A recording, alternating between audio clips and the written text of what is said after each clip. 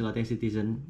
Nih, hari ini kita akan membacakan berita-berita dan gue hari ini sendiri karena untuk kedepannya beberapa waktu ke depan mungkin masih sendiri karena si Adi masih rada-rada sibuk. Nah, gue akan memberikan informasinya terkait berita-berita terkini. Jadi sesuai dengan yang hari ini di tag dan akan tayang besok di hari Senin. Dan ini adalah berita di hari Minggu dan jadi gue tag ya di hari Minggu malam. Mungkin di hari Senin sudah ada berita yang terbarui dan sebagainya. Nah, kita akan cari berita nasional dulu, baru berita internasional. Nah, beritanya ini gue cari by Gemini. Jadi gue akan cari berdasarkan kata kuncinya adalah berita terkini nasional, masuknya Indonesia dan internasional gitu. Nah, dari rangkuman yang sudah ada di Gemini berdasarkan di April 2026, yaitu adalah salah satu berita nasional di Indonesia. Ini kata kuncinya berita terbaru Indonesia dan internasional. Kayaknya harus diganti lagi deh. Berita terbaru harusnya hari ini ya. Duka TNI di Lebanon. Jadi prajurit keempat Kopda Riko Pramudia dinyatakan gugur saat bertugas di rumah sakit di Beirut, Lebanon. Jenazahnya rencananya akan dimakamkan di Sumatera Utara, Indonesia, secara tegas mengutuk serangan Israel yang memicu eskalasi di wilayah tersebut. Seperti itu. Dan berita kedua adalah penolakan pajak Selat Malaka. Nah, ini pajak Selat Malaka ini banyak omongin kemarin karena adanya Selat Hormuz. Jadi Selat Malaka adalah salah satu wilayah atau salah satu wilayah dengan jalur perairan terstrategis setelah Selat Hormuz gitu, karena jalur internasional untuk supply chain, perdagangan, pengiriman barang dan sebagainya. Nah, penolakan Selat Malaka ini dinyatakan oleh Menlu Republik Indonesia yaitu Sugiono secara resmi menolak pengenaan pajak bagi kapal yang melintas Selat Malaka. Penolakan ini sejalan dengan sikap Singapura dan Malaysia yang menilai ide tersebut melanggar hukum laut internasional yaitu UNCLOS. Nah, ini juga ditolak sama ditolak sama Malaysia sama Singapura karena Selat Malaka ini kan kita berbagi dengan kedua negara ini. Jadi ada 3 negara yang berbagi dengan Selat Malaka, yaitu Indonesia, Malaysia dan juga Singapura. Tapi mungkin kalau secara garis pantai Indonesia yang paling panjang dibandingkan Malaysia dan Singapura. Berita yang ketiga adalah pembaruan iuran BPJS Kesehatan. Pemerintah dikabarkan akan menyesuaikan tarif iuran BPJS Kesehatan untuk kelas 1, 2, dan 3 mulai hari ini pada tanggal 26 April 2026. 2026 ya penyesuaian tarif. Berarti ini harga preminya akan naik. Wow. Gue nggak tahu harga preminya berapa. Yang gue tahu sekitar 100 ribuan untuk kelas 3 atau 80 ribu ya. Terus kelas 2, kelas 1 itu sekitar 100 ribuan deh gitu. Sempet saat itu ada penyesuaian tarif. Terus kelas 3 nya kalau nggak salah 50 ribu atau 80 ribu ya. Pokoknya harganya di bawah 100 ribu. Terus ada penyesuaian tarif, harganya naik. Sekarang naik lagi. Penyesuaian tarif itu maksudnya naik ya. Wow, semakin gue nggak tahu ya ini berita baik atau berita buruk, karena secara perekonomian Indonesia emang lagi banyak PHK dan banyak orang-orang di PHK ini akhirnya bekerja di sektor informal, yang mana sektor informal itu pekerjaannya gajinya nggak tetap gitu, gajinya nggak pasti, uangnya belum pasti gitu karena informal. Nah, itu membuat ini bisa menjadi beban buat mereka gitu, karena kan mereka juga harus berhati-hati dalam mengeluarkan uang apa yang harus diperlukan gitu. Nah, ini masuk ke berita olahraga. Ini ada berita olahraga di tengah-tengah berita terbaru berita terbaru nasional Indonesia, yaitu timnas timnas di kancah internasional, timnas timnas di U17 Indonesia dijadwalkan menjalani 1 kali uji coba lagi sebelum berlaga di Piala Asia U17 2026.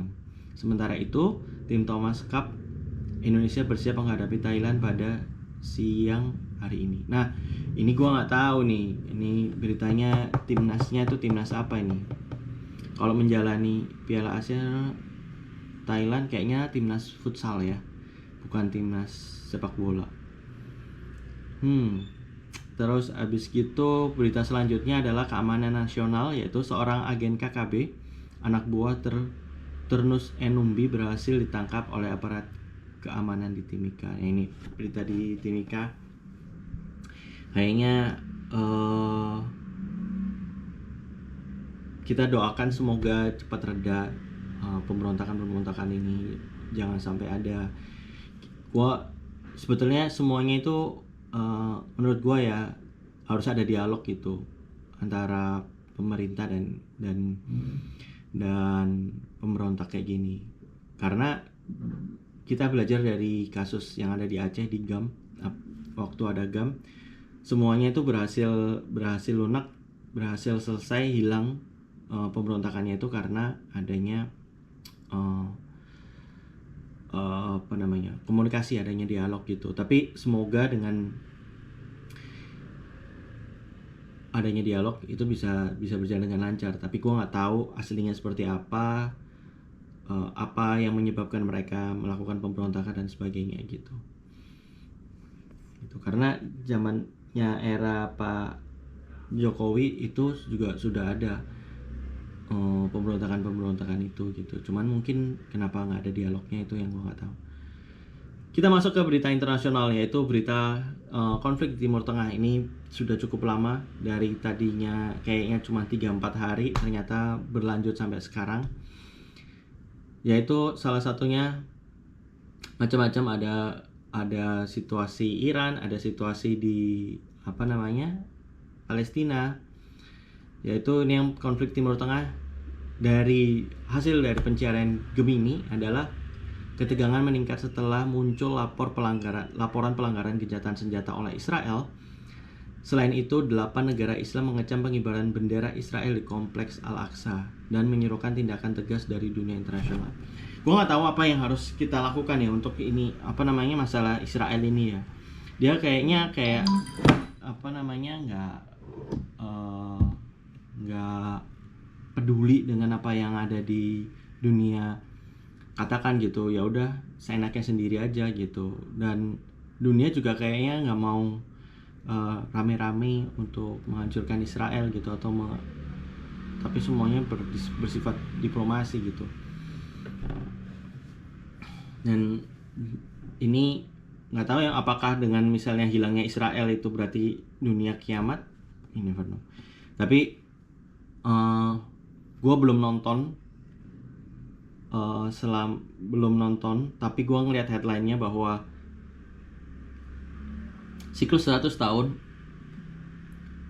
berarti kan dulu tahun 1900-an itu kan Eropa Timur Tengah, Arab gitu, itu menjadi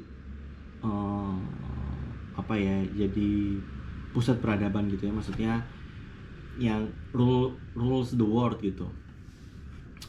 Terus China juga gitu. Amerika nggak ada tuh di situ, karena Amerika saat itu juga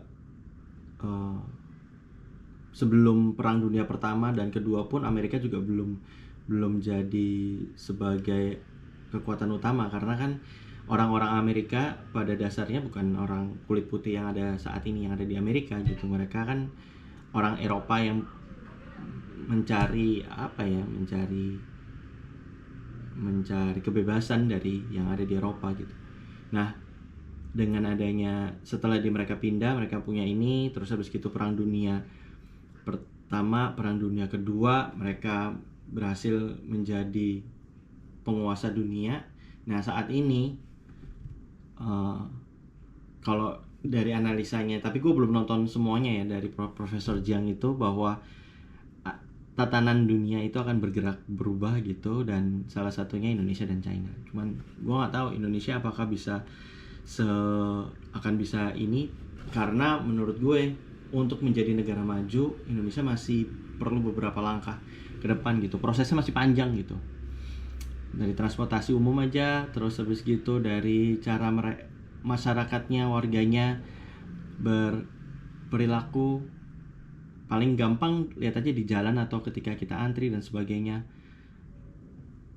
Itu menunjukkan kita sudah siap maju atau belum gitu. Terus kalau dikasih tahu ngeyel, ya nggak hanya di Indonesia sih, di luar negeri, di Amerika, di Eropa, semua ada hal orang yang salah tapi kasih tahu tetap ngeyel. Tapi ya mungkin nggak sebanyak di sini. Terus mulai masuk ke situasi di Amerika Serikat, yaitu Donald Trump kembali menjadi sorotan setelah adanya insiden penembakan di Washington. Oh ya, barusan terjadi. Gua cuplikannya singkat di Reels, bahwa si Donald Trump dievakuasi karena ada penembakan dan penembaknya udah ditangkap gitu. Trump menyatakan kejadian tersebut tidak akan menghentikan langkahnya dalam kontestasi politik. Di sisi lain, Amerika Serikat menduga dugaan spionase AI oleh China yang melibatkan ribuan akun proxy. Ini maksudnya apa nih? Dua hal yang nggak berhubungan sebetulnya. Yang ketiga, berita ketiga adalah inisiatif perdamaian Iran. Iran dilaporkan sedang berbagi rencana untuk mengakhiri perang melalui pembicaraan di Pakistan, meskipun pihak Teheran masih menyatakan keraguan terhadap komitmen Amerika Serikat. Menurut gue pribadi, hancurkan Amerika. Karena Amerika will be Amerika aja, kayak sama dengan Israel gitu. Selalu bisa mengingkari janjinya, selalu ada cara licik untuk segala sesuatu gitu. Dan negara itu kan selfish ya. Negara itu negara selfish gitu, bukan negara komunal. Jadi gua nggak tahu, karena orang-orang Amerika itu adalah orang-orang yang pengen orang dari, ini pendapat gue ya, dari pengetahuan sejarah yang cimit-cimit gitulah, tolol gini, Anabel, analisa gembel. Orang-orang ini adalah orang-orang yang pada dasarnya seenaknya sendiri, makanya dia kabur ke bukan kabur ya, mencari tempat baru yang mereka bisa menjadi menjadi orang-orang Eropa yang ingin menjadi penguasa gitu, yang mana saat era tersebut lebih banyak kerajaan daripada republik kan. Jadi mereka nggak punya chance, ya bisa sih mereka jadi raja, cuman jalannya cukup berliku untuk dia bisa jadi raja, ataupun misalnya jadi pokoknya butuh perjuangan yang besar gitu. Tapi dengan mereka kabur mencari tempat baru dan sebagainya, mereka akan bisa mendapatkan itu dengan mudah gitu. Dan dengan bertahun-tahun dia bisa seenaknya sendiri dan gak ada yang bisa menghentikan dia dengan berlaku seenaknya, ini akan ya percuma. Menurut gua Iran harus menang lawan Amerika harus kalah sekalah-kalahnya gitu. Dan kalau misalnya ada negara, misalnya China atau negara lain yang bisa mengambil alih posisinya Amerika sih untuk menjadi istilahnya apa ya, gua kok lupa ya nama istilahnya, cuman yang gue maksud adalah untuk supaya mereka nggak arogan lagi, supaya semua itu bisa sama gitu, either itu Rusia atau China, itu lebih good gitu. Kalau menurut gue Rusia itu banyak dizolimin sama negara-negara barat.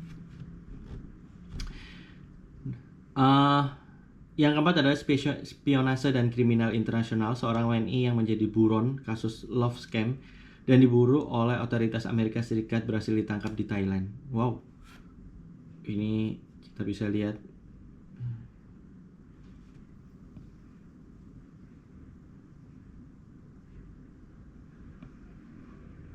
Ini sumbernya ada berbagai dari Detik News, terus Official iNews dari YouTube, terus dari Himpuh, gua nggak tahu ini Himpuh ini apa.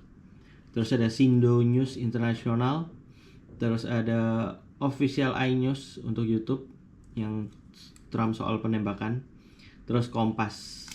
Berita terakhir hari ini ada gitu. Kita cari ya.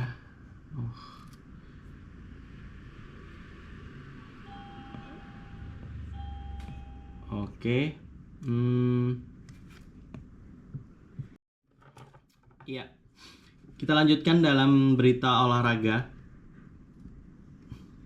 Gua akan membacakan hasil-hasil olahraga, hasil sepak bola. Diambil dari yang sudah bermain saja. Oke. Sunderland Northern Forest 0-5 menang Northern Forest. Fulham Aston Villa 1-0 menang Fulham. Terus Liverpool Palace 3-1. Wow, Dokter Tita seneng ini menang, apalagi dia habis lari maraton kan ya. Terus habis gitu West Ham Everton 2-1. Terus Wolves Tottenham 0-1 menang Tottenham. Arsenal Newcastle 1-0. Dari peringkatnya, wah, kok nggak keluar?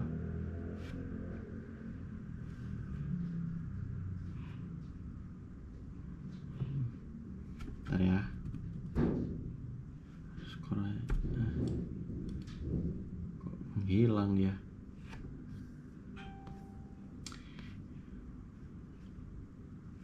Dari klasmen, Arsenal nomor 1, Manchester City nomor 2, Manchester United nomor 3, peringkat 3. Liverpool peringkat 4, Aston Villa peringkat 5, Brighton peringkat 6, dan Bournemouth itu peringkat 7. Chelsea peringkat 8, Brentford peringkat 9, dan Fulham peringkat 10.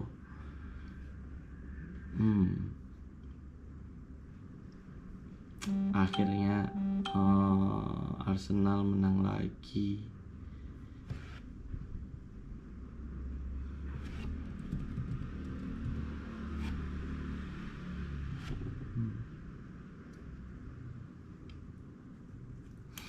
Kita masuk ke liga yang lain. Ntar ya, ini masih loading.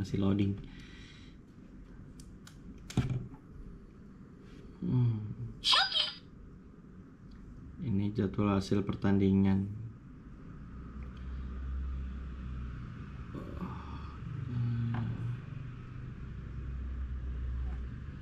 Terus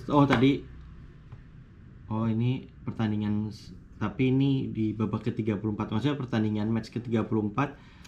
Bournemouth Leeds United 2-2, Burnley Manchester City 0-1 menang Manchester City. Brighton Chelsea kalah 3-0 yang mengakibatkan si pelatihnya dipecat. Nah, kita masuk ke ini, kalau bisa ganti liga bisa nggak ya? Kita masuk ke Liga Serie A, Liga Calcio Serie A. Oke. Calcio Serie A, kita lihat dari hasil pertandingan.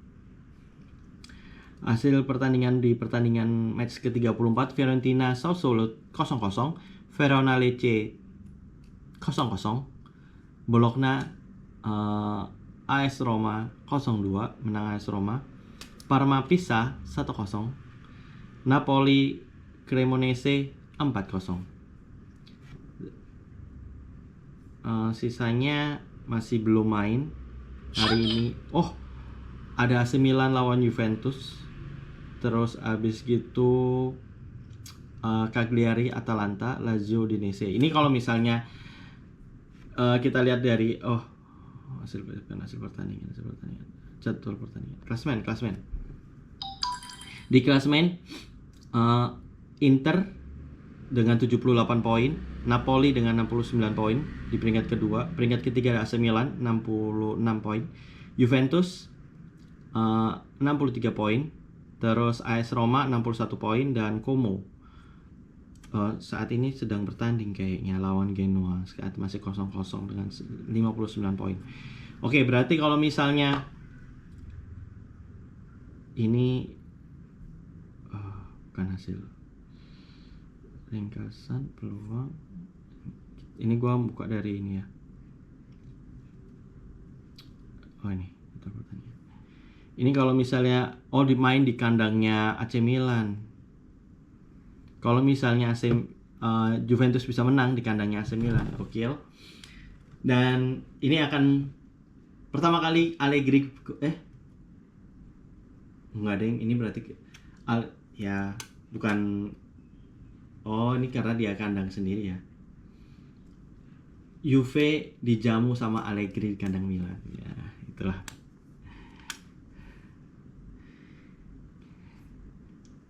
Kita lihat ya. Semoga Juve menang. Kita masuk ke La Liga. Dari hasil pertandingan di match ini masih match ke-32. Atletico Madrid lawan Atletico Bilbao 3-2, Valencia Girona 2-1, Getafe Barcelona 0-2, Alves Mallorca 2-1, Betis Real Madrid 1-1.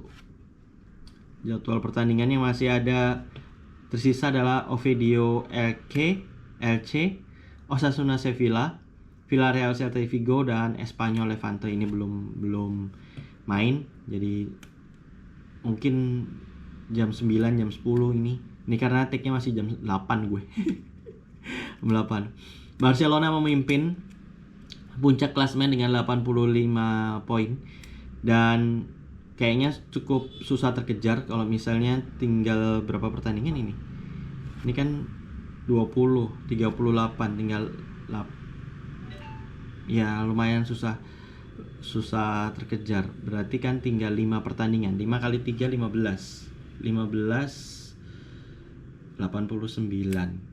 Real Madrid harus cuma bisa ngumpulin 89 poin kalau full.